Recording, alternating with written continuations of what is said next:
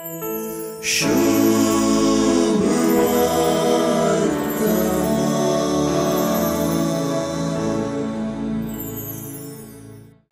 सुवार्ता विशेष करून शास्त्री आणि फारिजेवांचे चाली विशांत जेजूचे असमाधान व्यक्त करता म्हणून सांगूंक कष्ट मारना, पण तांचे विशांतले जेजूचे असमाधान वा तांचे विशीं जेजूची टिका शिसांक उद्देशून शिसपणा उद्देशी गरजेची शिकवणा टापता म्हणलें आमकां कळीत जाता।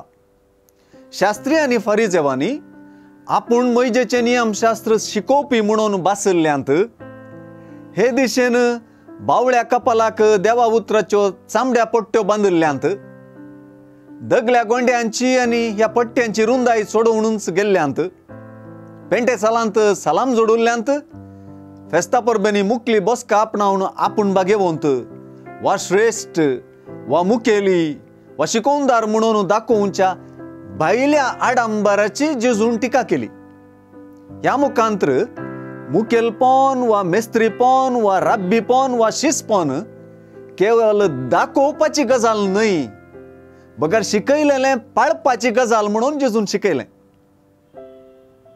सांगूंक सलीस सांगलेलें पाळूंक कठीण म्हणलें हर एक मेस्त्री वा मुखेली वा शिकोवपी जाणा। आमचे मदल्या हर एका मेस्त्री मुखेली आनी शिकोवप्यांनी तांच्या उतरां आनी करण्यां मदलो तफावत उणो करचो आनी उतरां करण्यांक ताळ पडचे बरी जियेवच्यांत सुवार्थेचें खरें पंत आव्हानां टापलां। आपल्या शिसां मदें उतरां आनी करण्यां मदें व्हड कडसो आसचो मनोभाव उदेनाशें जेजूची चत्राई मत उजवाडायता। शिसांचें सेवेचें वा चाकरपणाचें जिवीतच जेजूक साक्षी भरीत आनी मांडटा तसलें जिवीत जाता। हांगासर कालतेपण उलयता आनी सेवा साखरेचो मनोभाव वर्तेपणाचो आनी क्रिस्ती आध्यात्मिकतायेचो शेगूण जाता।